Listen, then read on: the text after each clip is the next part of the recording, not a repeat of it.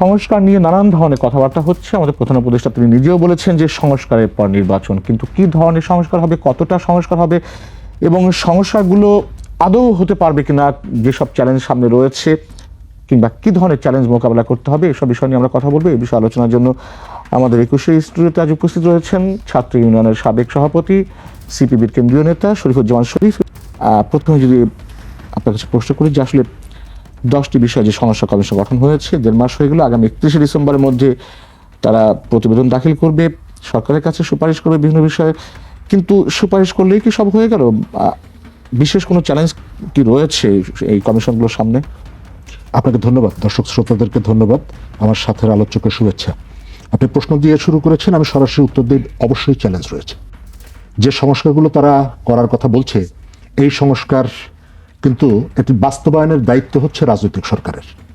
কারণ এই সরকার তো আর অনন্তকাল থাকবে না, এবং যে ধরনের আমাদের রাজনীতি অর্থনীতিতে যে ক্ষয় ঘটেছে গত 15 বছরে, এর ভেতর থেকে এই ক্ষয়টাকে সেরে তোলার জন্য আপনার একটা সময় লাগবে।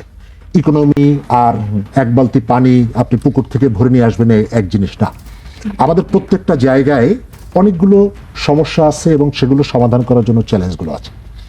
সরকার কতগুলো ইতিবাচক উদ্যোগ গ্রহণ করেছে এবং যে প্রত্যাশাগুলো মানুষের, যে এই জায়গাগুলোতে পরিবর্তন দরকার, কিন্তু একই সঙ্গে পরিবর্তনের যে পরিসীমাটা, এটি আপনি অনেকটা বাড়িয়ে ফেলছেন।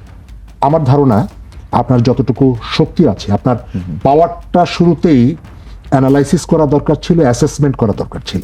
আপনি কত দূর যেতে পারবেন, আপনার নিজস্ব লোকবল, আপনার যে টিম, সেই টিম কত দূর নিয়ে যেতে পারবে এই গাড়িটাকে টেনে নিয়ে, এই অ্যাসেসমেন্টটা থাকা দরকার ছিল।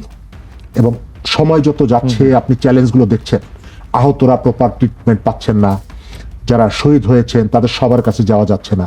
আজকেও কোথায় যেন একটা পত্রিকায় দেখলাম যে আহত হয়েছেন প্রায় 3 মাস, এখন পর্যন্ত সরকারের পক্ষ থেকে কেউ কোনো সহযোগিতা করেনি বা কোনো খোঁজও নেয়নি। প্রথম আলোতে অনেকে আছেন, অসংখ্য ঘটনা আছে, এবং এই ঘটনাগুলো আছে বলেই তো আপনি রাত্রে 3টার সময় 4টার সময় উপদেষ্টাদের 4জন 5জন করে যেতে হচ্ছে।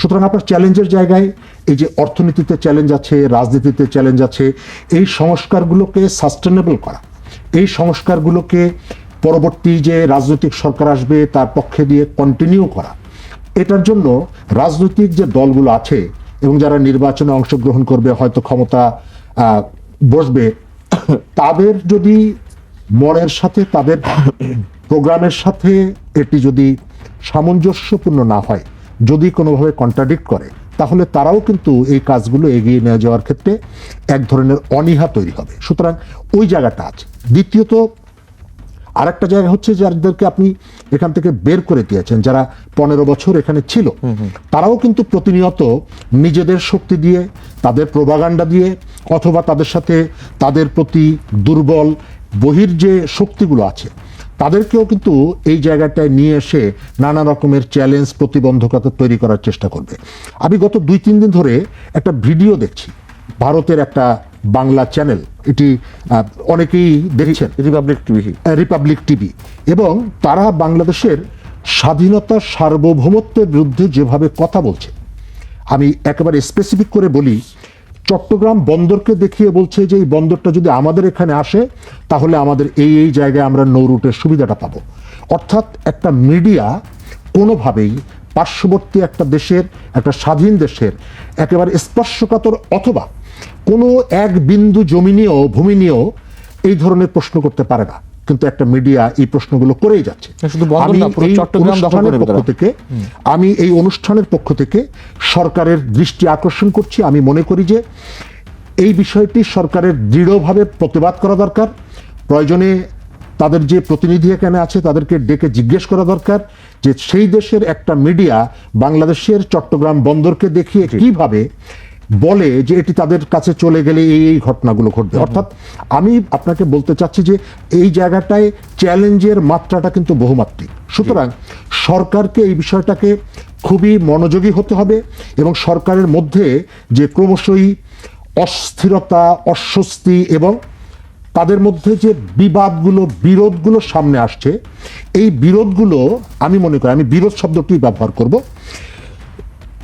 চ্যালেঞ্জের জায়গায় এটি নতুন আরো একটি চ্যালেঞ্জ এসে যুক্ত করেছে। টিম ওয়ার্কটা যেভাবে হওয়ার কথা ছিল, আমরা দেখতে পাচ্ছি টিম ওয়ার্কটা সেইভাবে হচ্ছে না।